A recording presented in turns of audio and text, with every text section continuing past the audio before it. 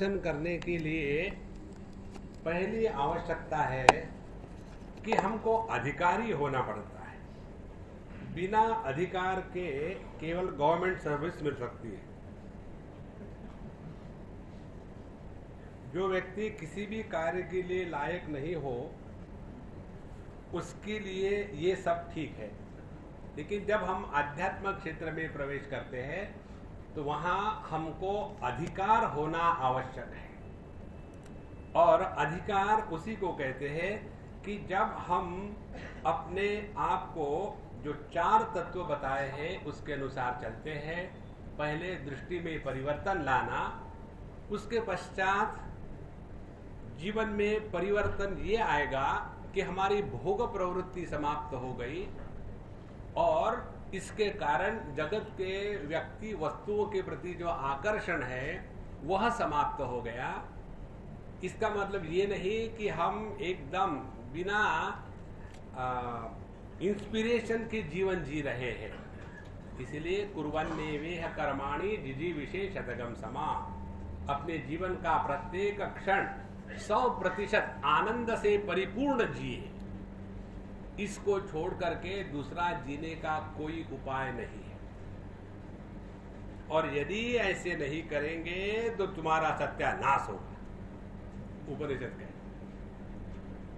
भीषास्माद् पवते भीषोदेति सूर्यः भीषास्माद् अग्निश्चेन्द्रश्च मृत्युर्धावति पंचम इति।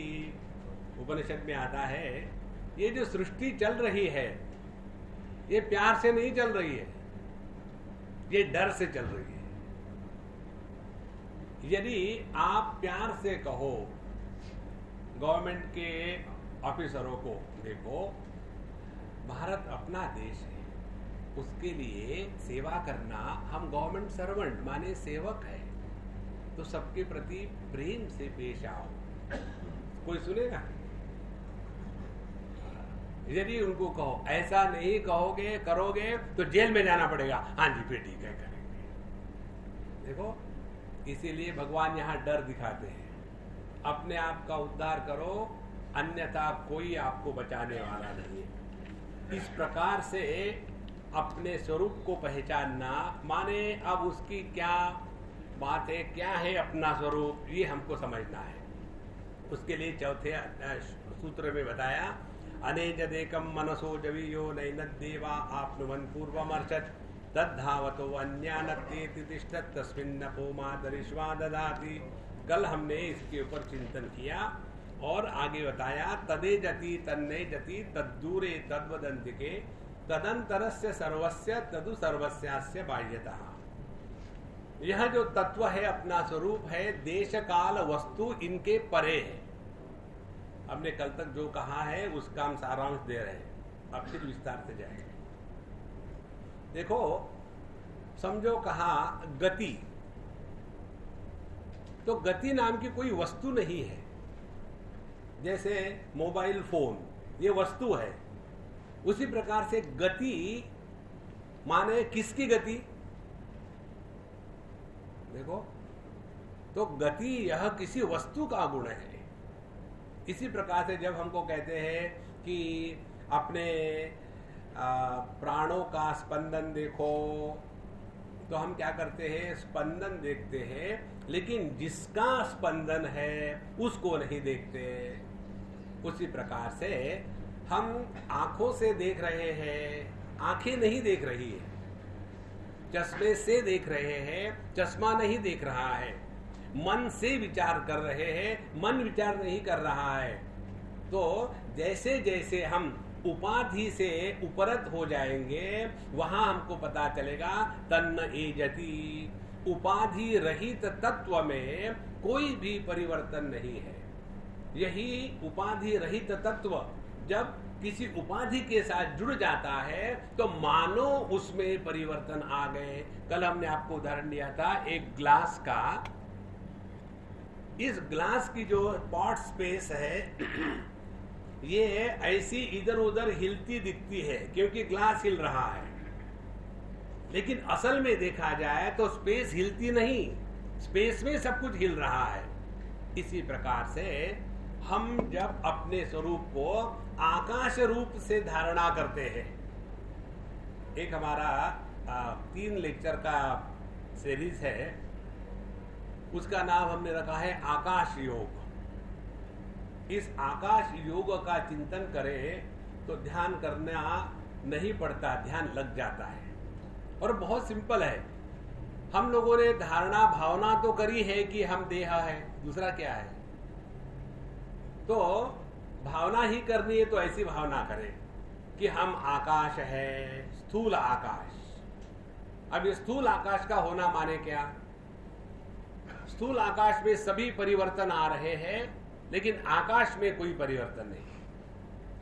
स्थूल आकाश में सभी वस्तुओं का आवागमन चल रहा है, लेकिन आकाश कहीं आता जाता नहीं। आकाश में पृथ्वी का वजन आकाश को झुकाता नहीं, पानी की गिलाहट आकाश को गिली नहीं करती, अग्नि की उष्णता आकाश को जलाती नहीं, और वायु की जो गति है आकाश को कहीं उड़ा के नहीं ले जाती। तो यह आकाश अपना स्वरूप है, इसके ऊपर चिंतन शुरू कर दो, पहली स्थिति। उसके पश्चात दूसरी स्थिति, जैसे स्थूल जगत के अस्तित्व के लिए स्थूल आकाश की आवश्यकता है, वैसे विचारों के अस्तित्व के लिए चित्ताकाश की आवश्यकता है। तो जैसे स्थूल वस्तु स्थूल आकाश को प्रभावित नहीं कर सकती, इसी प्रकार से सूक्ष्म विचार चित्ताकाश को प्रभावित नहीं कर सकते। दूसरी स्थिति, तो पहले वस्तुओं से हट गए, फिर अनुभवों से हट गए।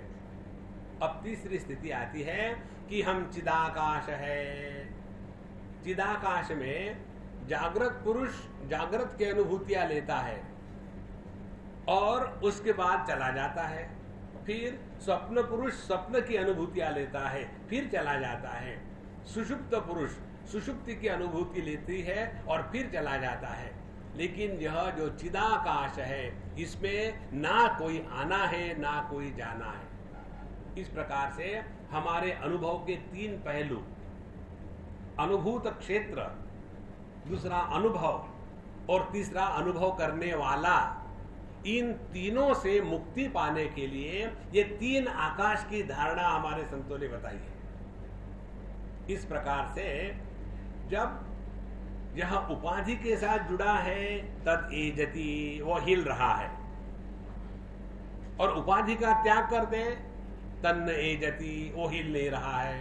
देखो, जब फिजा के साथ चांद मोहम्मद लगा हुआ था तो हिल रहा था, तद एजति।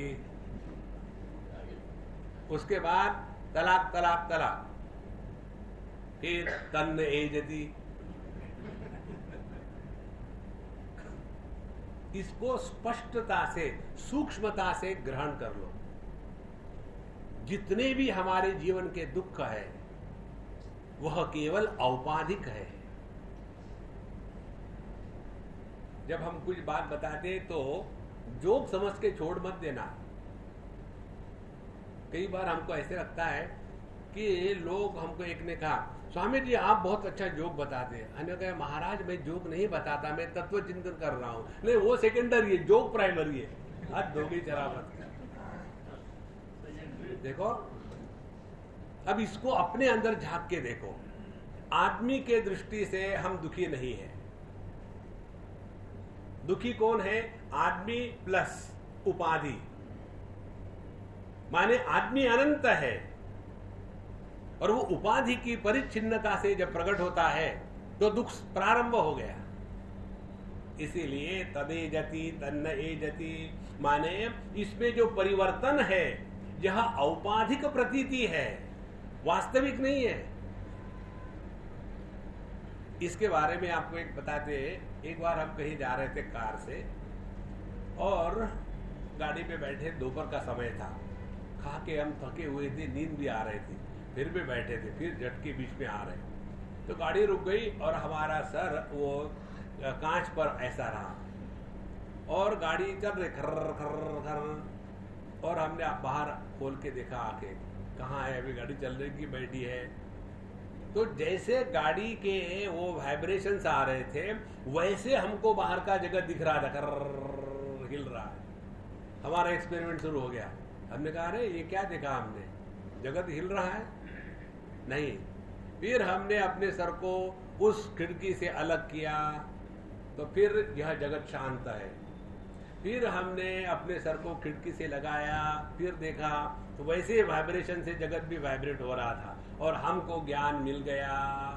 उपाधि की जो कमियां है वो हम अपने ऊपर लाद लेते हैं, वास्तविक नहीं होती है।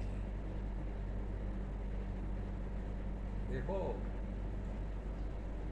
कब जब कोई मर जाता है ना, उस समय आप देखो, मरे हुए के नहीं, जिंदे वाले को देखो, वो क्या कहेगा, अब मेरा क्या होगा, यही से शुरू हो जाता है। उसकी सिवा तो हम जी नहीं सकते और उसके बाद मरते भी नहीं, चले जा रहे। तो जिस समय कोई दुखद घटना हुई उस समय हम जितने दुखी थे उसी घटना को 10 साल के बाद स्मरण करो, आप वही है, घटना वही है, स्मृति उसी घटना की है, लेकिन क्या उतना दुख होता है? देखो, क्योंकि उपाधि पर काल का प्रभाव है। तो जैसे जैसे काल बीतेगा वह दुख की उपाधि अपने आप डायलूट हो जाती है। इस प्रकार से जब हम समझेंगे कि हम स्वरूप से तन्न एजति, स्वरूप में कोई परिवर्तन नहीं है, और उपाधि को लेंगे तो परिवर्तन के सिवा कुछ है ही नहीं। लेकिन क्या यह उपाधि इस अधिष्ठान के सिवा संभव है? देखो, मैं अपने पिता के दृष्टि से पुत्र, पत्नी की दृष्टि से पति और पुत्र के दृष्टि से पिता। यदि मेरे पिताजी मर गए तो कौन मरा? पुत्र। यदि भगवान की दया से मेरी पत्नी मर गई तो कौन मरा? पति। और यदि मेरा पुत्र मर गया तो कौन मरा? पिता। अब ध्यान से सुनो, जब हम अपने कंप्यूटर में से डाटा डिलीट करते हैं तो कहां जाता है? बताओ। जब आप लाइट ऑफ करते हो बल्ब का तो उसमें से लाइट कहां जाता है?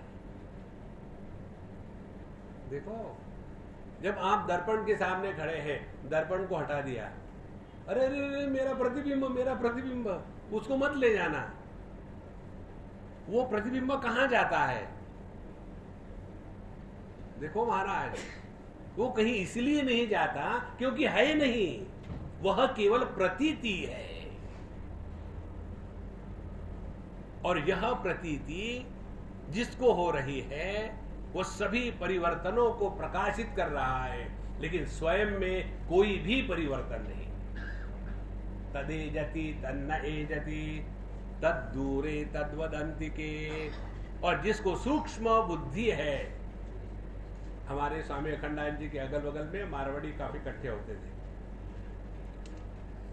तो एक बार वृंदावन की बात है, ये माताएं इकट्ठी हो गई और बोलना शुरू कर दिया, महाराज जी आप तो बड़े स्थूल बुद्धि वाले हो, हम तो सूक्ष्म बुद्धि वाले हैं, हमको क्या समझ में आता है।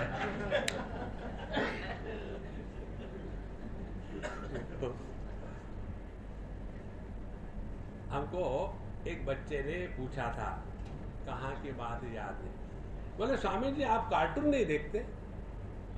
हमने कहा देखते हैं, लेकिन आप तो कभी बैठते नहीं टीवी के सामने कार्टून देखने के लिए। हमने कहा हम नकली कार्टून नहीं देखते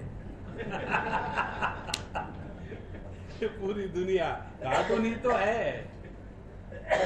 इसीलिए महाराज, जितनी सूक्ष्म बुद्धि होगी ना, ये तत्व ऐसे ग्रहण हो जाता है। इसीलिए उनके लिए अंतिके अपना आपा हमारे कितने करीब है, उतना ही जितना एक पत्नी के करीब स्त्री होती है। पत्नी और स्त्री दो नहीं है, एक ही है। उपाधि के दृष्टि से पत्नी कहते हैं और निरुपाधिक स्त्री है। स्त्री कभी दुखी नहीं है, पत्नी कभी सुखी हो नहीं सकती। ट्राई मत करना। देखो आज तक जिन्होंने ट्राई किया है राम से लेकर के सब फेल हो गए। इसलिए महाराज तद्दूरे तद्वदंतिके तदंतरस्य सर्वस्य, इसीलिए संपूर्ण विश्व इसी में है। और तदु सर्वस्यास्य बाह्यतः, इसका मतलब ये नहीं है कि जो इसके अंदर है वही है, बाकी नहीं। उपनिषद में आता है, पुरुष सूक्त में आता है, अत्यतिष्ठत दशांगुलम। हम यदि कहें कि समुद्र की सारी लहरों को इकट्ठा कर ले तो समुद्र बनेगा? नहीं। Summation of the finite is not equal to infinite. In the infinite the finite is imagined. देखो, इसीलिए परमात्मा जो हमको व्यक्त दिख रहा है केवल उतना मात्र नहीं है, अत्यतिष्ठ दशांगुलम, उसके भी परे है। एक उदाहरण से समझ लो, पूर्व पश्चिम उत्तर दक्षिण 4 कोने की दिशा 8, ऊपर और नीचे 10 दिशाएं हो गई। क्या हम ऐसा कहेंगे आकाश माने 10 दिशाओं का जोड़? आकाश 10 दिशाओं में होते हुए भी इन दिशाओं के परे है। इसी प्रकार से तदंतरस्य सर्वस्य तदु सर्वस्यास्य बाह्यतः, सभी दिशाओं में वही एक आकाश है। लेकिन इसका अर्थ ये नहीं कि आकाश को यह दिशाओं ने बांध के रखा है। इन दिशाओं के परे जो है वह आकाश तत्व है। इस प्रकार से जागृत, स्वप्न, सुषुप्ति, समाधि, ये 4 बादल इस आकाश में, चिदाकाश में आते हैं, मंडराते हैं और थोड़ी देर के बाद फिर गायब हो जाते हैं। एक हम आपको ध्यान की प्रक्रिया बताते हैं, ध्यान से सुनना, बहुत सिंपल है। ये हुआ था हमारे साथ कहीं, उसके बाद ये हमको प्रक्रिया में आनंद आया। आप दर्पण के सामने खड़े हो जाओ और उसी दर्पण के बगल में अपना फोटो रखो। दर्पण में आप देख रहे हैं अपने प्रतिबिंब को, फोटो भी आपका ही प्रतिबिंब है, कागज पर चिपका हुआ। अब इन दोनों में क्या फर्क है? दर्पण में जो प्रतिबिंब है वो तभी दिखेगा जब आप सामने होगे तब, और ये फोटो जो है चाहे आप रहे ना रहे आप वहां दिखेंगे। ठीक बात है ना? इसी प्रकार से इंद्रियों के माध्यम से स्थूल देह के साथ तादात्म्य होने के बाद जो अनुभूति आती है उसको जागृत अवस्था कहते हैं। तो दर्पण में प्रतिबिंब का दर्शन जागृत अवस्था के समान है। और स्वप्न अवस्था क्या है? वहां इंद्रियों के साथ तादात्म्य की आवश्यकता नहीं, वहां स्थूल देह के साथ तादात्म्य की आवश्यकता नहीं, बल्कि कागज पर जैसा हमारे चेहरे का प्रतिबिंब है, चिपका हुआ है, संस्कार है, उसी प्रकार से हमारे अंतःकरण पर जो संस्कार है उनको जो प्रकाशित कर रहा है और जिसने देह के इंद्रियों के माध्यम से जगत को प्रकाशित कर रहा है वह तो एक ही है ना। देखो, जैसे दर्पण को देखने वाला, दर्पण के प्रतिबिंब को देखने वाला मैं और फोटो को देखने वाला मैं एक ही है। यदि दर्पण टूट गया तो मैं टूटा क्या? नहीं। यदि फोटो को फाड़ दिया तो मुझे कुछ हुआ क्या? नहीं। देखो, तो दर्पण में जो प्रतिबिंब है यह औपाधिक है। जब तक के दर्पण की उपाधि नहीं होगी, जब तक के इंद्रियों के साथ तादात्म्य की उपाधि नहीं होगी, तब तक के दर्पण में प्रतिबिंब नहीं दिखेगा। इसी प्रकार से जो फोटो की उपाधि है संस्कार है, माने जब तक हमारे अंतःकरण पर संस्कार रहेंगे और जब तक हम अपने इंद्रियों के साथ तादात्म्य करके स्थूल देह मैं हूं इस भावना से जिएंगे, तब तक के यह जागृत और स्वप्नावस्था हमको परेशान करती रहेगी। तद दूरे तद वदंति के। आइए भगवान इधर आइए, प्रभु लेना।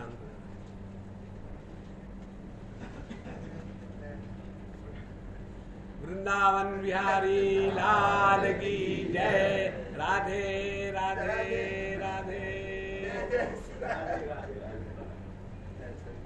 विराजी महाराज।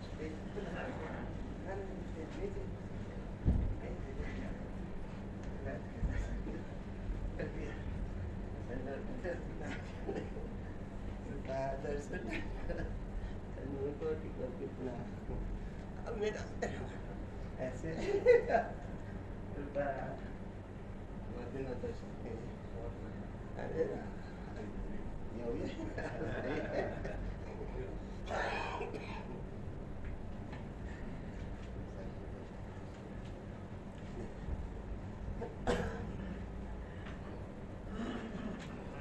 केवल मैं पति नहीं हूं, केवल मैं पुत्र नहीं हूं, केवल मैं पिता नहीं हूं, मैं सब में होते हुए भी सबके परे हूं।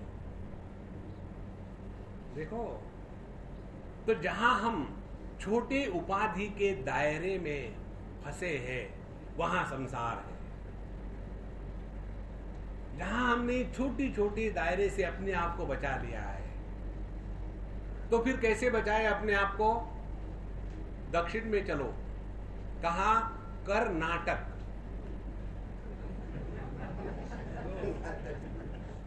हमारे कन्हैयालाल ने क्या किया? यही तो किया है, नाटक ही कर रहा है। जो शिवजी नटवर थे वही काम कन्हैया ने किया, इसलिए उनको नाम मिला। वो नटराज थे, हाँ वो नटराज थे, ये नटवर बन गए, दोनों एक ही है। शिवजी जगत के निर्माण और नाश की लीला कर रहे हैं, और भगवान इस दुनिया में एकदम आनंद की लीला कर रहे हैं। देखो महाराज, एक बार एक सज्जन ने हमको कहा था, मुझे लगता है भगवान का दुश्मन होगा, आप हमेशा भगवान कृष्ण कहते हो। तो हमने कहा हाँ हाँ कहते हैं। तो बोलो वो कैसे भगवान हो सकते? 16,108 के साथ शादी करी। हमने कहा देखो, उस समय गवर्नमेंट ऑफ इंडिया का रूल नहीं था। गवर्नमेंट ऑफ इंडिया के रूल बेवकूफों के लिए, और वो इसलिए भगवान था, भगवान कृष्ण। तुमने कितने लड़कियों से शादी करी है? हमने तो एक से करी है। वो सुखी है क्या? आप पता नहीं रहा। हमने कहा मैं बताता हूँ, वो दुखी है तुम्हारे कारण। तो तुम एक पत्नी को सुखी नहीं रख सके, जो 16,108 को सुखी रख सकता है वो भगवान ही हो सकता है। जो उपाधि में रहते हुए उपाधि के द्वारा प्रभावित नहीं होता, उसी को भक्ति शास्त्र में लीला कहते हैं और वेदांत शास्त्र में मिथ्या प्रत्यय कहते हैं। शब्द भिन्न है, तात्पर्य एक ही है। लीला में, नाटक में क्या होता है? दिखता है कुछ हो रहा है, लेकिन होता कुछ नहीं। सबसे पहले 1960s की बात है, हमने पहले बार वृंदावन में, मथुरा में ये रामलीला देखी।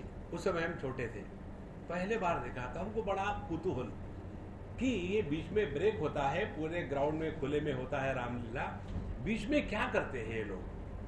तो हम पीछे से चले गए और वहाँ हनुमान जी और सीता दोनों का डायलॉग चल रहा था, पर्दा पड़ा, फिर आए दोनों। सीता ने निकाली बीड़ी और हनुमान जी को कहते हैं हनुमान काढ़ माचिस।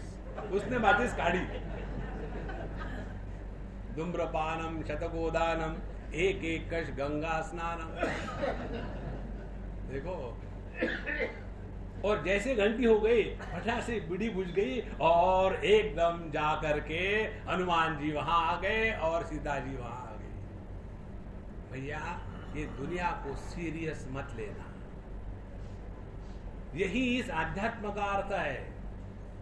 नहीं तो आध्यात्म का तात्पर्य है कि अब हम बड़े दुखी हैं, भगवान मुझे दर्शन कब दोगे? जब स्मार्ट हो जाओगे तब देंगे। रोने धोने से कोई भगवान का दर्शन नहीं होता। तदे जति तन्नय जति तद्दूरे तद्वदन्तिके तदंतरस्य सर्वस्य तदु सर्वस्यास्य बाह्यतः। जब जब हमारे जीवन में दुख का प्राधान्य है तब हम भगवान से दूर है। विष्णो हो विस्मरणम दुखम। भक्ति शास्त्र कहता है भगवान का विस्मरण ही दुख है, क्योंकि भगवान तो आनंद स्वरूप है। इस प्रकार से जहां हम परमात्मा को भूल गए, हमारे जीवन में दुख प्रारंभ हो गया। इस प्रकार से इस तत्व को जिसने पहचाना उसी ने अपने जीवन को सफल बनाया है, और बाकी के अपने धक्के खा रहे हैं, धक्के दे रहे हैं। इसके पश्चात 6वें मंत्र में उपनिषद कहती है, हमारे बात दोहराइएगा, कम से कम होठ हिलाइए। यस्तु सर्वाणि भूतानि आत्मन्नेवानुपश्यति सर्वभूतेषु चात्मानं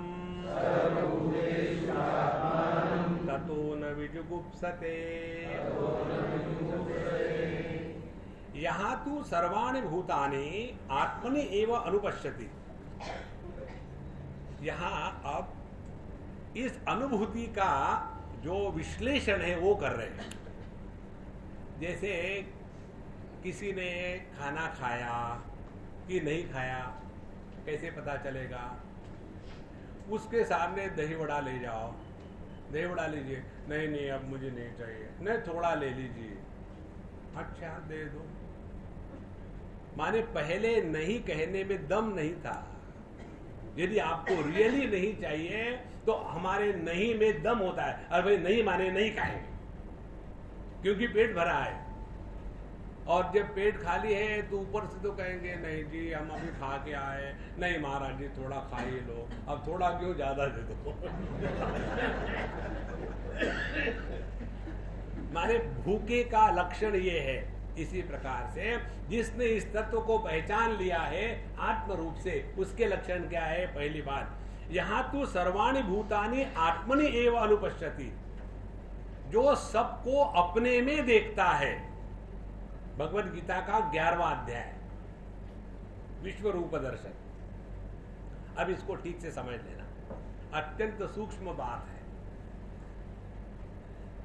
हमारे जितने इंद्रिय है, 5 ज्ञानेंद्रिय और कर्मेंद्रिय, ये सभी के सभी एक ही मन की अभिव्यक्ति है। मन जब आंखों से बाहर निकलता है तब उसको दृष्टि कहते हैं। जब वही मन कानों से बाहर निकलता है तब उसको श्रवण शक्ति कहते हैं। When the mind comes out of the nose, it is called as the poking power. लोगों को नोज पोक करने की आदत होती है।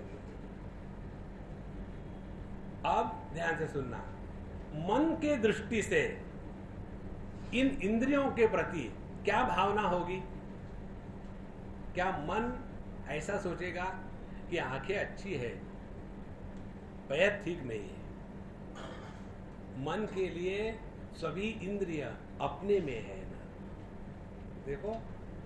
और जिसको हम अपने में स्वीकार करते हैं उसके प्रति घृणा नहीं होती। न ततो विजुगुप्सते, विजुगुप्सा माने घृणा। जहां हमारे अंतःकरण में घृणा है वहां अन्य की प्रतीति है। हम आपको एक बहुत गंदा उदाहरण देते हैं, फिर समझ में आएगा। हमारे सबके लार्ज इंटेस्टाइन में, हमारे पेट में कूड़ा करकट भरा है ना, और जो ब्लैडर है उसमें पेशाब भरा है। अब उसका चिंतन करो, मन में घृणा नहीं निर्माण होगी, कितना भी ट्राई करो। जैसे आप समझो कहीं जा रहे हैं मंदिर में वगैरह, और आपको बाथरूम में जाना है लेकिन कोई मौका नहीं बन रहा, अच्छी बात है पहले दर्शन करके फिर जाएंगे, और वहाँ बीबी को स्विच ऑफ कर दिया है, अब नहीं जाएंगे, और भगवान के सामने प्रार्थना कर रहे हैं। लोगों को लगता है कितने भगत है।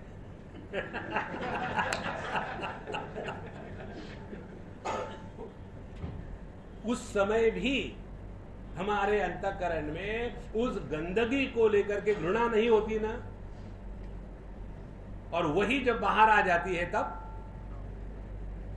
माने जिसको हम मैं के रूप में स्वीकार करते हैं उसके प्रति घृणा नहीं होती। साधु संत सबसे प्रेम क्यों कर सकते हैं? क्योंकि उनके लिए कोई पराया है ही नहीं। जो कहते हैं ना कि दूसरों की मदद करना, दूसरों को कोई मदद नहीं करता जब तक कि अपनापन डेवलप नहीं होता, मदद नहीं होती। और असली अपनापन होता है जब हमने इस तत्व को समझा है, पहचाना है। इसीलिए यस्तु सर्वाणि भूतानि आत्मनि एव अनुपश्यति। अब यहां तक आ गए, अब एक स्टेप और आगे जाए। ये जो हमारा मन है, ये मन क्या है? यह मन है चेतन सत्ता की देह में अभिव्यक्ति, उसको मन कहते हैं। जैसे आप दीवार के सामने खड़े रहो और दर्पण के सामने खड़े रहो, आप तो खड़े रहने वाले वही हो। दीवार में एक क्षमता नहीं है कि आपका प्रतिबिंब प्रकट होवे, लेकिन दर्पण में है। इसी प्रकार से चेतन सत्ता का प्राकट्य मन के रूप में होना जिस देह में संभव है वह देव सजीव बन जाता है, और जिस देह में यह चेतन सत्ता मन के रूप में प्रकट होना संभव नहीं है उस देह को मृत देह कहते हैं। अब यह समझ में आ गया है। अब चेतन सत्ता के दृष्टि से देखो, जैसे हमने मन के दृष्टि से देखा, इंद्रियों के प्रति समान भाव है, कोई अपना नहीं कोई पराया नहीं, क्योंकि हर एक इंद्रिय से वही मन प्रकट हो रहा है। इसी प्रकार से एक ही चेतन सत्ता सभी देह से प्रकट हो रही है। जो अपने आप को इस चेतन सत्ता के साथ जोड़ के रखता है उसके लिए विद्या विनय संपन्ने ब्राह्मणे गविहस्तिनि शुनिचैव श्वपाके च पंडिताः समदर्शिनः, उसके लिए समत्व स्वाभाविक है। जैसा हमारे लिए अपने देह के प्रत्येक अंग के प्रति समत्व स्वाभाविक है। देखो महाराज, और क्योंकि हमारा अपने देह के प्रति समत्व स्वाभाविक है, इसीलिए हम ऐसा कहते क्या, नहीं जब हम बच्चे थे ना तब बड़े अच्छे दिखते थे, अब बुढ़ाऊ हो गए ना, रोज मैं दर्पण में देखता हूं तो मुझे अपने चेहरे को देख करके इतना गुस्सा आता है कि तोड़ दो इसको। कभी नहीं होता। बुढ़े हुए तो क्या है, गर्दन हिल रही तो क्या है, नाक तो सीधा है। क्यों? कि उसमें मैं देख रहे हैं। यस्तु सर्वाणि भूतानि आत्मनि एव अनुपश्यति, और सर्वभूतेषु चात्मानम, और सब में अपने आप को देख रहा है। अब सब में अपने आप को देखना माने क्या, तो उसको भी उदाहरण से समझ ले, बात स्पष्ट हो जाएगी। आप देखते हैं ये जो माताएं होती हैं, इन माताओं को अपने बच्चों के प्रति कितना प्रेम होता है, अपने बच्चे के प्रति, दूसरे बच्चे के प्रति नहीं। अब कारण क्या है? कारण यही है कि अपने बच्चे में वो स्वयं को देखती है। बाप अपने लड़के में स्वयं को देखता है। बचपन में जिस आदमी ने जो सुख का अनुभव नहीं किया था, गरीबी के कारण, किसी अन्य कारण हो, वही व्यक्ति बड़ा हो जाता है, खूब पैसे कमाता है, तो क्या करता है, अपना बचपन अपने बच्चे के माध्यम से जीता है ना। वो सभी बच्चों से उतना थोड़ी प्रेम करता है, कारण क्या है? उस बच्चे में वह पिता अपने को देखता है। जब यह बात अज्ञानी को संभव है तो ज्ञानी को यह स्वाभाविक है। इसीलिए सर्वभूतेषु चात्मानम, सब में जब हम अपने को ही देखेंगे तो किससे घृणा करेंगे? और जब घृणा नहीं करेंगे तो ना किसी को शाप देंगे ना किसी को आशीर्वाद देंगे। देखो संतो, शाप तो तभी दिया जा सकता है कि जब अन्य की प्रतीति हो, जहां तेरा सत्यानाश हो जाएगा, तू मैं है, वहां शॉपिंग सेंटर खुल गया। देखो, और यदि हमारी ही जिह्वा को, तुम्हारा आवाज ठीक नहीं कर रहा, फूं कर रहा, बैठे बैठे क्या कर रहे हो, देखो इसको ठीक करो। तो जब हमारी ही जिह्वा को हमारे दांत चबाते हैं खाना खाते समय, जोर से कट गई, ओहो, उस समय जिह्वा दांतों का बदला निकालती है क्या? ठहरो मिया, शाम को डेंटिस्ट के पास ले जा रहे हैं, इन 2 दांतों को हटा दो, खामो काम काटा है। नहीं। और जब दांतों के बीच में कोई जाके फंस जाता है और फिर जिह्वा वहां से निकाल रही है, और फाइनली निकल आता है, आहा, दांत कहते हैं क्या? Thank you darling so much. देखो, जहां अन्य की प्रतीति है वहां संसार है, और अन्य के प्रतीति का कारण है उपाधि का प्राधान्य। गहरी नींद में हम जब सोते हैं तब अन्य की प्रतीति नहीं है, क्योंकि वहां उपाधि का प्राधान्य नहीं है, और इसीलिए वहां हमारा सबका अनुभव केवल आनंद का है। देखो, इसीलिए आनंद का अनुभव लेना है, हमेशा सोते रहो। या निशा सर्वभूतानां तस्याम जागर्ति संयमी, यस्याम जागृति भूतानि सा निशा पश्यतो मुनेः। यह द्वैत के दृष्टि का त्याग करके, इस अद्वैत दृष्टि में निष्ठा करके, इस जगत में अपना अपना जो काम करना है वो नाटक करते जाओ। और ये नाटक किस लिए करते हैं? केवल टाइम पास करने के लिए। मुझे बताओ, आप लोगों में से जो भी सिनेमा देखने गया है, ड्रामा देखने गया है, म्यूजिकल कंसर्ट सुनने गया है, वो कुछ सीखने के लिए गया है कि टाइम पास करने के लिए गया है? इसी प्रकार से ध्यान से सुनना, भगवान का नाम टाइम पास करने के लिए लो, जीवन सुखी रहेगा।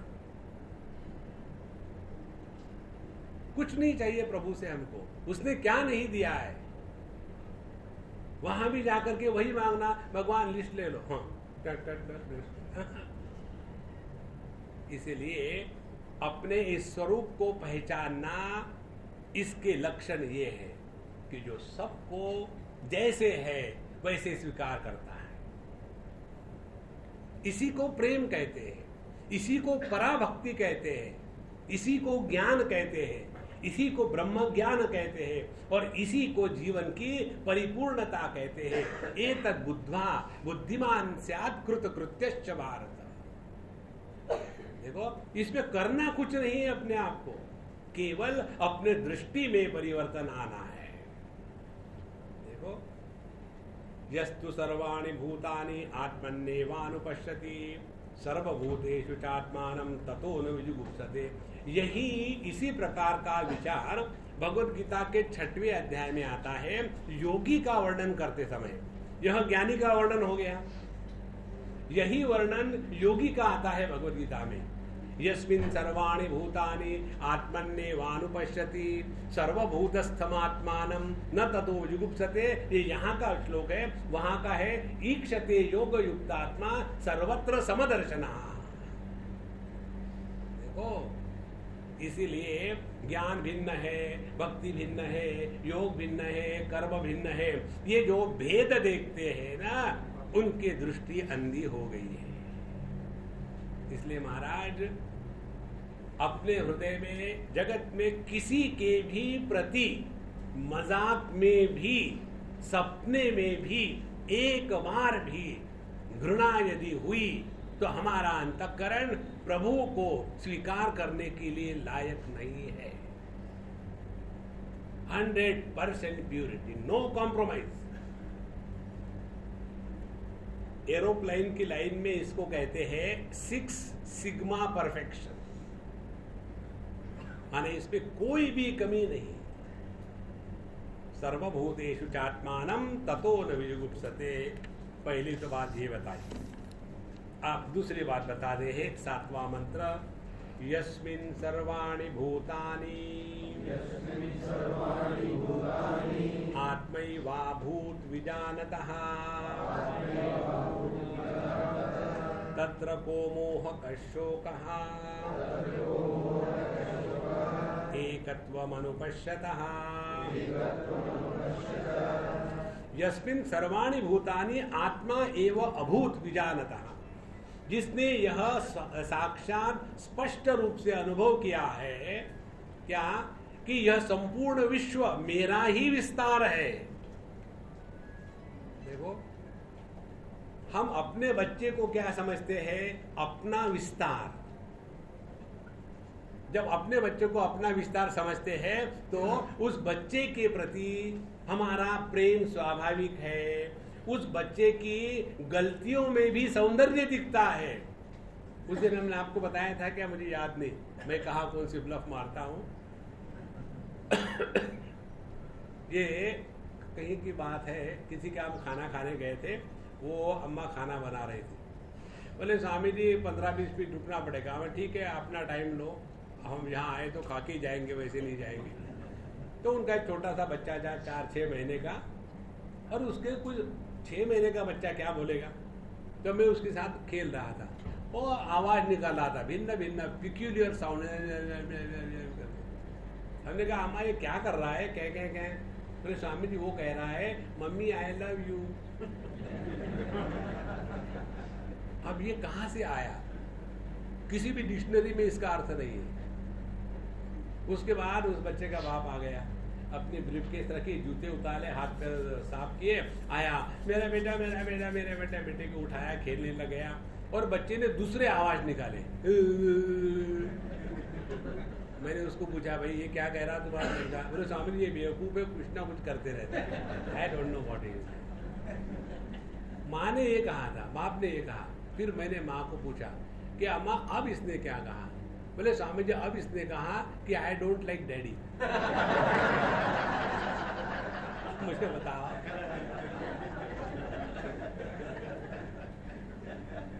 जहां प्रेम होता है वहां बकवास में भी ज्ञान दिखता है।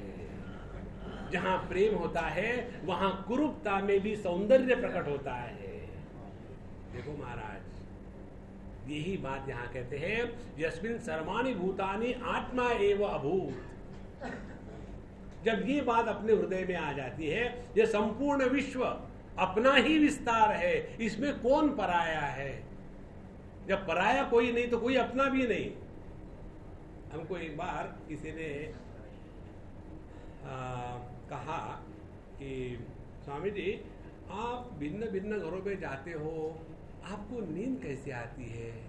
हमको तो अपना बिस्तर जब तक ना हो, अपनी तकिया जब तक ना हो, तब तक नींद नहीं आती, आपको कैसी नींद आती है?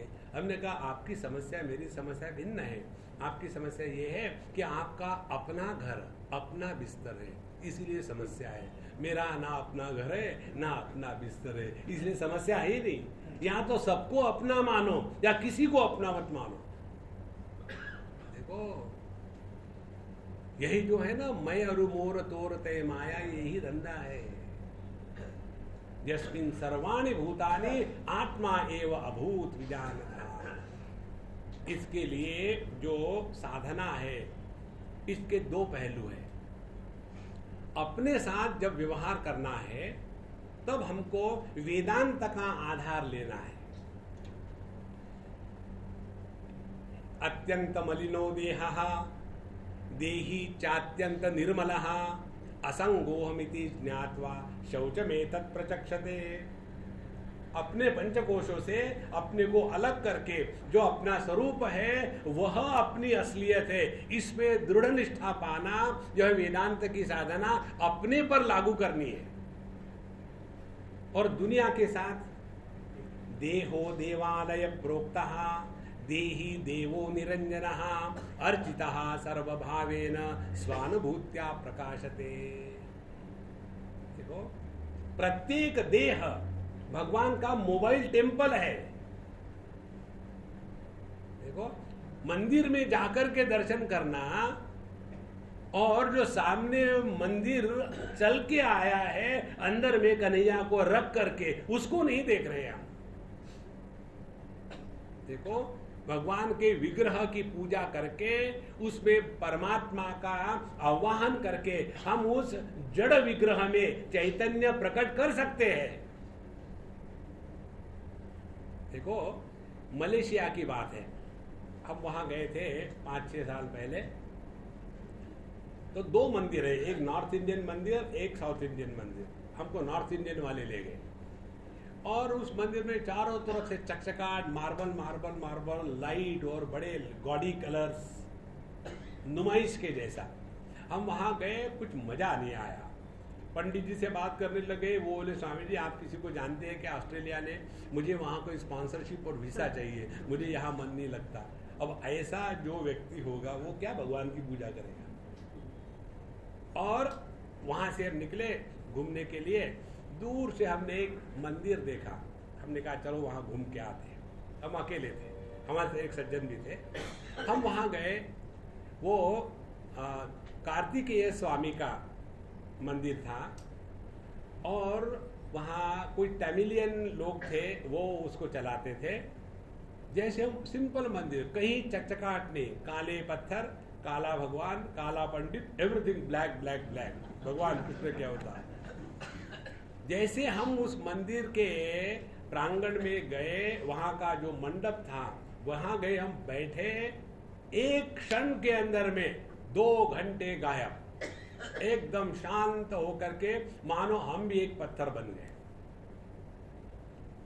हमारे मित्र जो हमारे साथ थे वो सोच रहे थे अभी उठेंगे, बाद में उठेंगे, फिर हम उठे ही नहीं 2 घंटे तक। और जब हम उठे तो हमने पहले कहा मैनेजमेंट में जाकर के कि भाई यहाँ के पंडित जी कौन है?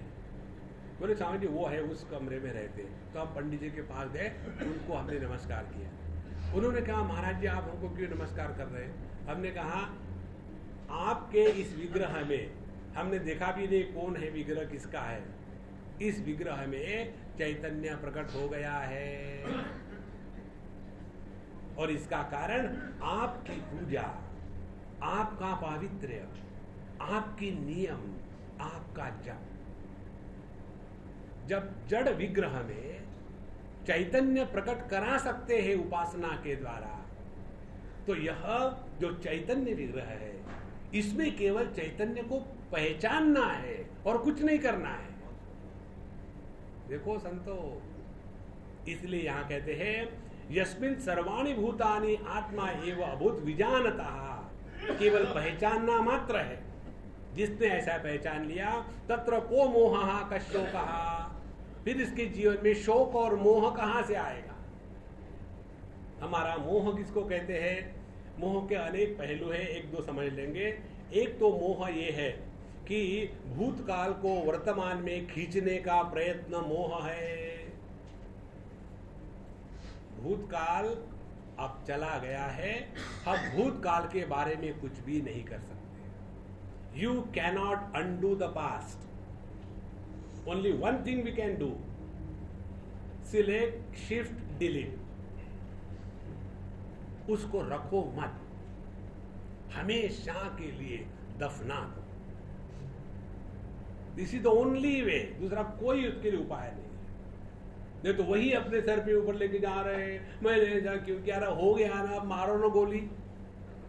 हाँ, इसीलिए मोह यही है कि हम भूत को वर्तमान में ला करके वर्तमान का सत्यानाश कर देते हैं। अब देखो जितने भी हमारे जैसे बुढ़ाऊ है क्या करते हैं, जवान लोग हैं हा हा हू कर रहे हैं और हम बुढ़ाए जाकर के कहेंगे आप लोगों ने हमारे सनातन धर्म का नाश कर दिया है। लड़कियां बाल काटती है। अब देखो, धर्म का नाश नहीं होगा तो क्या होगा? जो धर्म बाल काटने से कटता है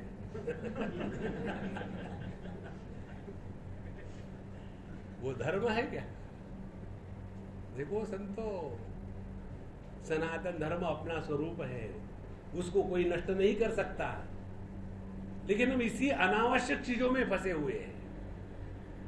इसीलिए तत्र को मोह, भूत को वर्तमान में खींचने का प्रयत्न, यही मोह है। और ये मोह कैसा दिखता है? जैसे जैसे हम बूढ़े होने लग जाते हैं वैसे वैसे ब्यूटी पार्लर के चक्कर ज्यादा लगने लग जाते हैं। बुढ़ापे में जवान दिखने का प्रयत्न, इसको कहते हैं मोह। और दूसरा मोह का लक्षण है वर्तमान को भविष्य में टिका के रखने का प्रयत्न, हमेशा ऐसा ही रहे। हम कहीं गए थे, उनका सब बहुत बढ़िया चल रहा है, कोई समस्या नहीं, बिजनेस ठीक चल रहा है, बच्चे ठीक है, बहू ठीक है, उनके बच्चे ठीक है, स्वास्थ्य है, किसी प्रकार का झगड़ा नहीं, कोई मिसअंडरस्टैंडिंग नहीं, सब आनंद ही आनंद है। भगवान राम के बड़े भगत हैं। तो वो अम्मा हमको कहती है, स्वामी जी हमारे यहाँ कोई भी समस्या नहीं, सिर्फ मुझे एक बात का दुख है। फिर भी दुख है? दुख क्या है? ये हमेशा ऐसा बना रहे। मोह इसी को कहते हैं, जहां हमने भूत को वर्तमान में लाना और वर्तमान को भविष्य में टिका के रखना, ये दो कल्पनाएं जो है, ये दो कल्पना हमको वर्तमान में नहीं रहने देती। देखो, यस्मिन् सर्वाणि भूतानि आत्मन्नेवा भूद्विजानतः तत्र को मोहः। अब जो मोह नहीं होगा तो शोक भी नहीं होगा। शोक किसको कहते हैं? हमने कोई पुरानी बात को याद किया और वैसा नहीं हुआ और फिर हम फ्रस्ट्रेट हो गए। पहले के जमाने में ऐसा था, आज के जमाने में ऐसा है। देखो, पहले जो लड़कियां है ना साड़ी पहनती थी, आजकल स्कर्ट पहनती है। पहले जमाने में लोग धोती पहनते थे, आप पैंट क्यों पहनते हो? पहले जमाने में लोग पगड़ी पहनते थे, आप फेल्ट कैप क्यों पहनते हो? देखो, जितने भी संस्कृति के वो बेचारे स्त्रियों पर लाद के रखो, और ये बाबा जी जो कुछ भी करे। तत्र को मोह कश्यो कहा एकत्वम अनुपश्यतः। इसलिए जिसने इस एक तत्व को समझ लिया है, उसके जीवन में शोक मोह का प्रसंग हमेशा के लिए मिट गया है। देखो, इसीलिए आप कोई भी साधु संतों को ले लो, उनके जीवन में वही पॉलिटिकल टर्मोइल, वही इकोनॉमिक मेल्टडाउन, वही टेररिस्ट एक्टिविटीज वही चल रहा है, कोई फर्क नहीं। लेकिन उनके जीवन का सौंदर्य देखें और अपने जीवन की गंदगी देखें। उसका मूल कारण क्या है? उनकी निष्ठा इस तत्व में है। हमारे लिए अध्यात्म क्या होता है? दूसरों को सुधारना। देखो, हम यदि सांस है तो सांस का अध्यात्म क्या होगा? बहू को सुधारना। हम यदि बाप है तो बाप का अध्यात्म क्या होगा? बेटे को सुधारना। और इसी के कारण हम आध्यात्म में आकर भी बहिर्मुखी हो जाते हैं। यही है शोक मोह। और जब हमारे कहने की बात अगला नहीं मानता तो दुखी होना शुरू हो गए। कल रात को हम एक ईमेल पढ़ रहे थे, पहले लिखा, स्वामी जी कृपया यह ईमेल आप पूरी पढ़िए। उसने मुझे एसएमएस भी किया, फोन भी किया और ये भी कहा कि उसको आप डिलीट मत करिए, मैं आपको जानती हूं अच्छी तरह से। इतनी लंबी ईमेल, 2-3 पन्ने, पूरा दुगड़ा दुगड़ा दुगड़ा। अब बताओ मैं क्या करूं? हमने कहा डिलीट कर दो, खत्म। कर क्या सकते हैं? हमारी समस्या यही है कि हमने बचपन में बड़े कष्ट किए, बच्चों को बड़ा किया, ये किया वो किया, इसीलिए बच्चे हमारी बात माने। यह गलत अप्रोच है। आपने जो कुछ किया ये आपकी आवश्यकता है, बच्चों की आवश्यकता नहीं है। देखो, अन्यथा उस दिन हमने एक छोटे आदमी को देखा, हमने कहा भाई तुम्हारी उम्र कितनी है? बोले 35 साल की। तुम छोटे बड़े क्यों नहीं हुए? बोले माँ बाप नहीं है ना। माँ बाप ही तो बड़े करते हैं बच्चों को, रोज खींच खींच करके, तब जाकर के बच्चा बड़ा होता है। अहंकार विमूढ़ात्मा कर्ता अहमिति मन्यते। देखो, अभी कहा की बात है, रिसेंटली हम वहाँ थे और कहने लगे स्वामी जी, हाँ पिलाने में हमको मिलने के लिए कोई आए थे। स्वामी जी आपके साथ 2-3 दिन रहेंगे। रह लो। वहाँ हमने उनका गेस्ट हाउस में अरेंजमेंट कर दिया था। वहाँ तो बड़े हॉस्टल है तो कोई प्रॉब्लम नहीं, कर दिया अरेंजमेंट। 3 दिन रहने के लिए आए, एक रात रहे, दूसरे दिन सुबह आकर के स्वामी जी क्या हो गया? हमारा जो लड़का है ना वो बहुत उदास है। हमने कहा बच्चे उदास होती है, किसी लड़की का चक्कर होगा? बोले नहीं, उसको अपने माँ की बहुत याद आ रही है। हमने कहा बड़ा होकर के उसको माँ की सिवा ही रहना है, विजिटरिंग दे दो। अच्छा, फिर गए, फिर माँ आई, स्वामी जी ये उदास हो गए हैं, आपने उनको ना कहा इसलिए। हमने कहा मैं तुमको भी ना कहता हूँ, तो दोनों की उदासीन की जुगलबंदी शुरू कर दो। फिर हमने कहा देखो महात्माओं, बच्चा सुखी है, तुम ही उसकी सिवा नहीं रह पाते हो। और हम कहते हैं बच्चों को हमारी जरूरत है, हमको बच्चे की जरूरत है, ये सत्य है। इसी में ऐसे फंसे रहते हैं और कहते हैं कि हमारा दुनिया से प्रेम है, सबकी ममता ताग बटोरी। बहुत हो गया दुनियादारी का धंधा। अपने आप को किसी उच्च तत्व में लगावे, तब जाकर के परमात्मा की प्राप्ति होती है। तो क्या सब छोड़ करके बाबा जी बन जाए? बिल्कुल मत बनना, हमारा मार्केट खराब हो जाएगा। जहां रहो वहीं रहो, किसी आश्रम में मत जाना। असाइलम में कौन जाता है? असाइलम माने पागल खाना। पागल खाने में कोई शरीफ आदमी जाते हैं क्या? इसी प्रकार से आश्रम में कभी मत जाना, अपने घर को आश्रम बनाओ। गृहस्थाश्रम कहते हैं ना। अब घर को आश्रम कैसे बनाओ? हमको बुलाओ। जहां मंदिर होता है, जहां भगवान होते हैं वहां मंदिर होता है ना, इसी प्रकार से जहां बाबा जी है वो आश्रम है। तो 1-1, 4-4, 8-8 दिन के लिए बुलाओ, आपका घर भी आश्रम हो जाएगा और अपना भी काम निपट जाएगा। देखो संतो, नहीं तो इसी में फंसे हुए हैं। इसलिए तत्र को मोह का शोक एकत्व अनुपश्यतः। इस एक तत्व पर हमको दृष्टि लगानी है। जो अयम अतीत ही मंत्र ही उक्ता आत्मा स स्वेन रूपेण किन लक्षणम इति आह अयम मंत्र। और यह जो आत्म तत्व जो पिछले 2-3-4 मंत्रों में कहा था, वो आत्म तत्व क्या है, कैसा है, किस प्रकार से है, यह बताने के लिए ये 8वां मंत्र है। यह 8वां मंत्र बहुत ही सुंदर है। हमारे पश्चात आप कहिएगा, सपर्यगा शुक्रमकायमव्रणम्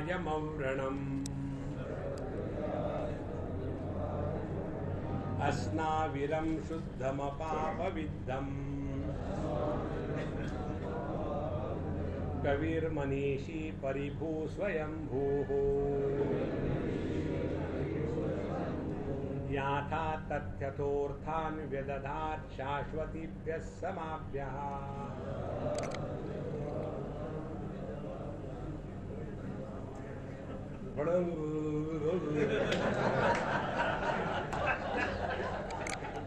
पढ़े लिखे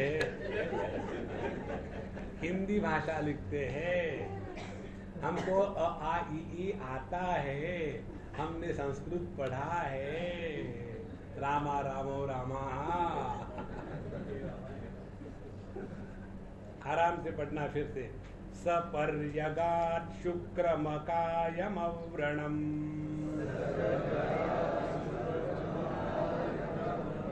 अस्नाविरं शुद्धमपापविद्धम्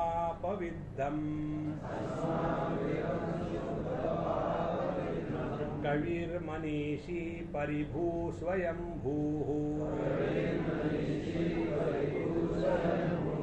याथा तथ्यतोऽर्थान् व्यदधात् शाश्वतीभ्यः समाभ्यः। सपर्यगात, पर्यगात माने जिसने इस परमात्मा तत्व को पहचान लिया है। पर्यगात अध्यगात, सपर्यगात क्या, कैसे पहचान लिया है इस आत्म तत्व को, परमात्मा को? पहले सपर्यगात शुक्रम, अत्यंत शुद्ध है। शुद्ध किसको कहते हैं? जिसमें द्वैत की दुर्गंध नहीं है, वह शुद्ध है। जैसे दूध में पानी नहीं डालो तो वो शुद्ध है, वैसे पानी तो दूध में होता ही है, लेकिन बाहर से पानी डालो तो वो अशुद्ध हो गया। तो शुद्ध माने जिसमें अन्य की प्रतीति नहीं है, वह शुद्ध है। पहली बात सपर्यगा शुक्रम। उसके बाद अकायम, अकायम, अकायम लिंग शरीर वर्जित इत्यर्थः। काया माने शरीर, जिसमें लिंग देह नहीं है, लिंग देह नहीं है, इसीलिए कर्तृत्वाभिमानी नहीं है। जो अत्यंत शुद्ध एकमेवाद्वितीय है, जिसमें सूक्ष्म देह का संपूर्ण अभाव है। अस्नाविरम, अस्नाविरम माने जिसपे स्थूल देह की गंदगी नहीं है। तीन बातें हो गई, शुद्ध, उसके बाद सूक्ष्म देह का अभाव, फिर स्थूल देह का अभाव, और अपाप विद्धम। पाप पुण्य होता है हमारे जीव भाव में। जब तक के जीव भाव है तभी तक पाप है, पुण्य है।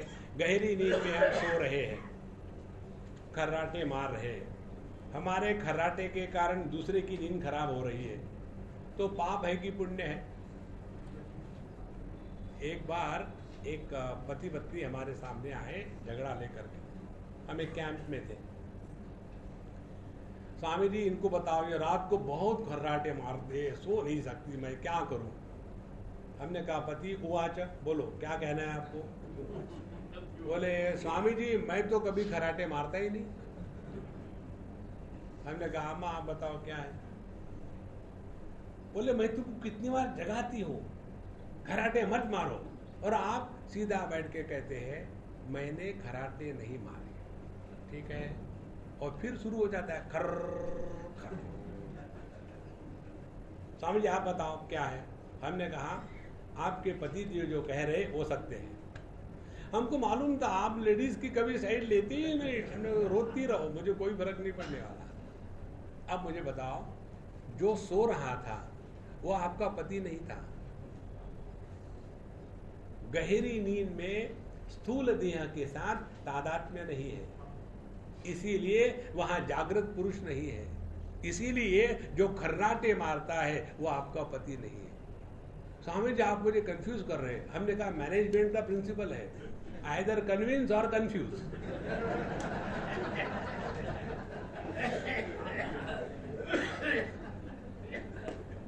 देखो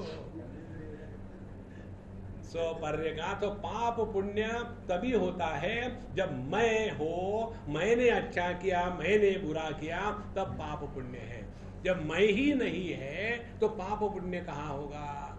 इसलिए जब इस आत्म तत्व को ऐसा पहचाना जाता है कि जो अत्यंत शुद्ध पवित्र एकमेवाद्वितीय है, जिसमें सूक्ष्म देह का कर्तृत्वाभिमान नहीं और स्थूल देह का मोटा पतलापन नहीं है और जीव भाव का पापी पुण्यात्मापन नहीं है, ऐसा जिसने अपने आप को पहचान लिया है, सहा कवि ही वही साधु संत है।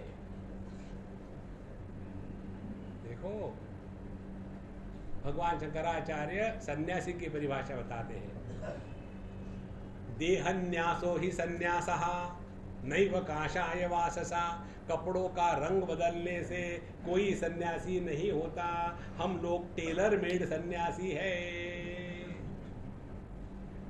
देहात्म भाव का जब पूर्ण अभाव हो जाता है तब सन्यास प्रकट हुआ है।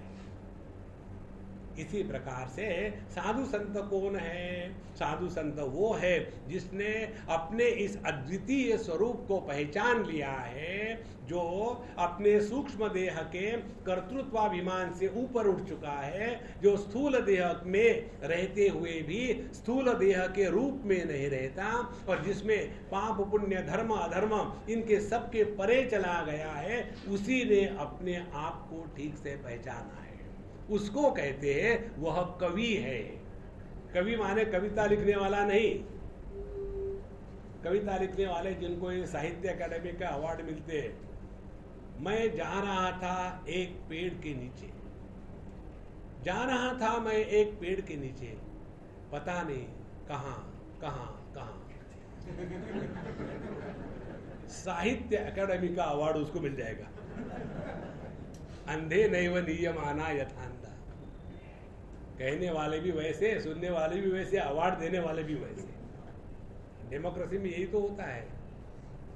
जो वोट दे करके सिलेक्ट करते हैं नेताओं को, वो भी वैसे, जो नेता है वो भी वैसे, और वही नेता जाकर के अपने प्राइम मिनिस्टर को और प्रेसिडेंट को सिलेक्ट करके वो भी वैसे।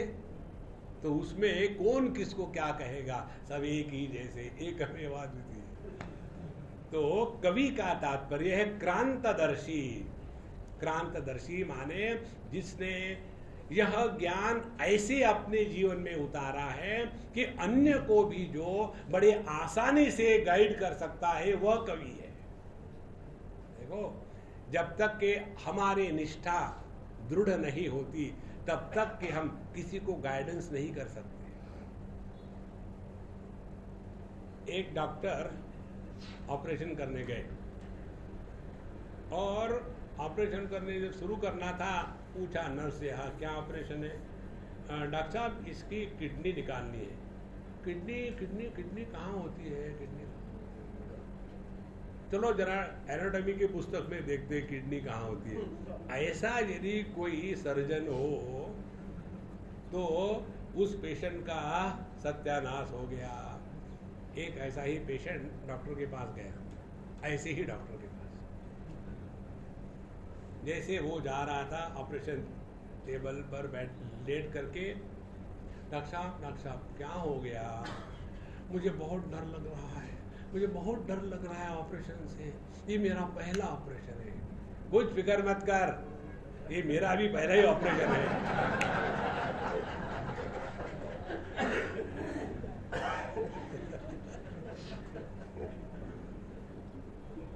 तो कवि का तात्पर्य है जो इस निष्ठा को, अपने अनुभूति को अन्य को दे सकता है, वह कवि है। देखो, तुलसीदास जी ने जो रामचरितमानस लिखा है, उनको कहते हैं कवि। उन्होंने यह रामचरितमानस किसके लिए लिखा है? साहित्य अकादमी का अवार्ड लेने के लिए, लोगों से कुछ वाहवाह मिलाने के लिए, या तो भगवान राम के रामायण का प्रचार करने के लिए। हाँ, प्रचारक कभी परमात्मा को नहीं प्राप्त होते। देखो, यमई वेश वृणुते तेन लभ्यः तस्यैष आत्मा विवृणुते तनुम स्वाम। जो परमात्मा को छोड़ करके अन्य किसी को नहीं चाहते, उन्हीं के सामने प्रभु अपने आप को प्रकट कर देते हैं। इसीलिए स्वांत सुखाय तुलसी रघुनाथ गाथा। उन्होंने जो किया है वो है कवि, और उन्होंने ही परमात्मा के प्रभु के दर्शन किए हैं। स कवि ही मनीषी। मनीषी माने बुद्धिमान, वही बुद्धिमान है। जीवन की बुद्धिमत्ता यही है।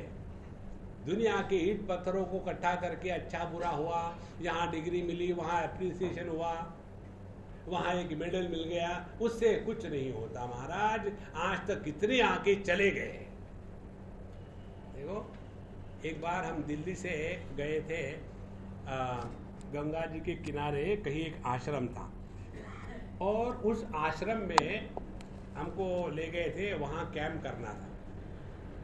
तो वो कैंप के जगह हमने देखी, हमने कहा भाई हमने यहाँ करेंगे, मज़ा नहीं आ रहा है यहाँ। बोले स्वामी जी देखो यहाँ तो 12 ज्योतिर्लिंग के शिव जी के मंदिर बना के रखे हैं और ये तो अभी तक खुला नहीं। जैसे ये मंदिर बने वो महात्मा जी का स्वर्गवास हो गया, आप इसका उद्घाटन करो। हमने कहा इस मंदिरों ने एक को तो खा लिया, मुझे खिलवाते हो क्या? मेरे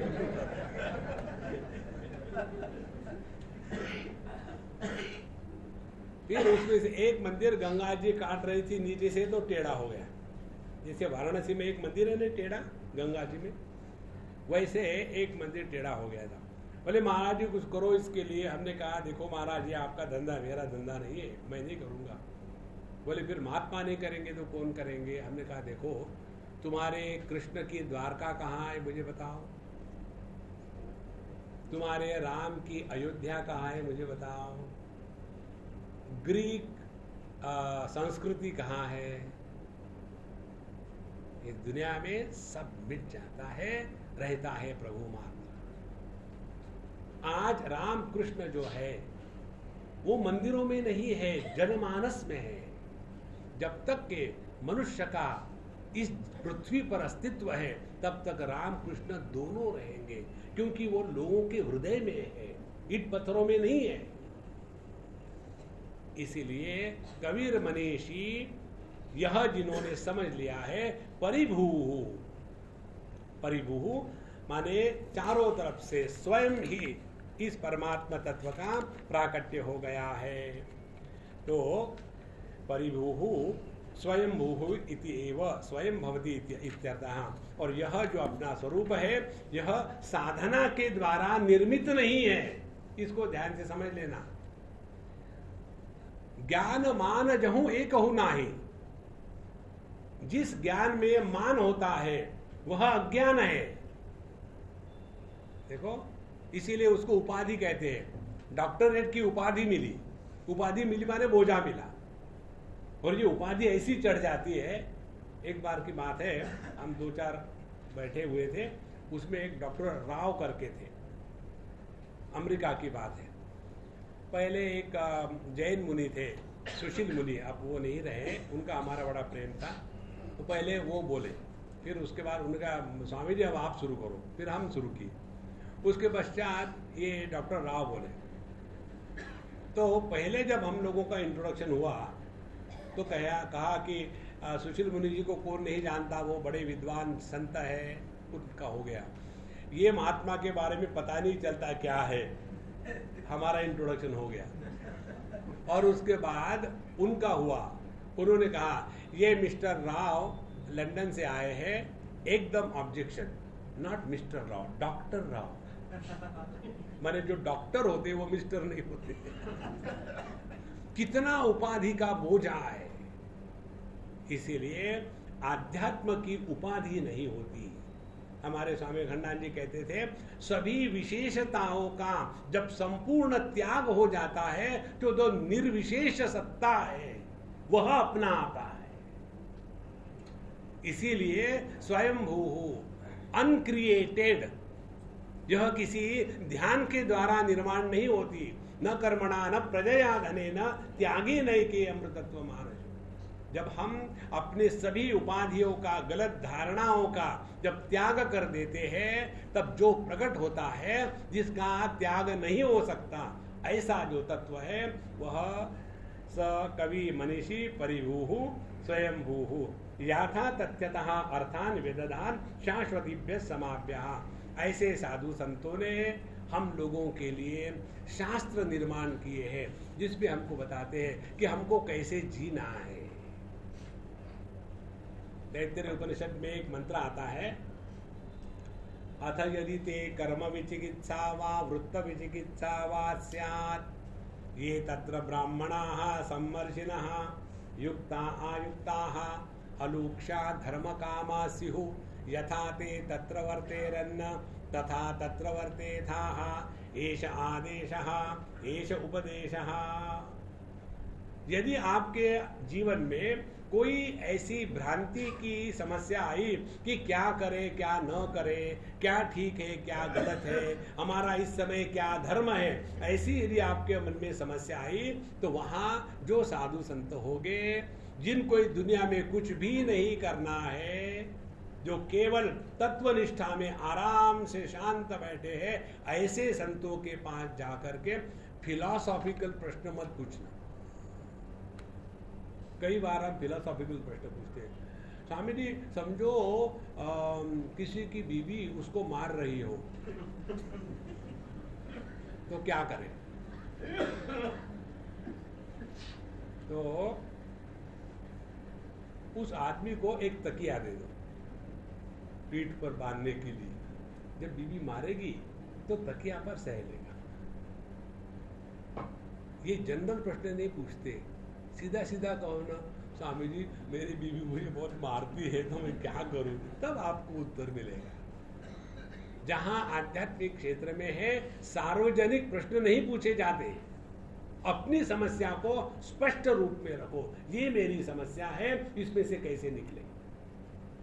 इस प्रकार से यह साधु संतों ने हम सब के लिए वह ज्ञान शास्त्र के रूप में प्रकट किया है, जिसके अनुसार यदि हम अपने जीवन को चलाएंगे तो अपना निश्चित रूप से भला होगा।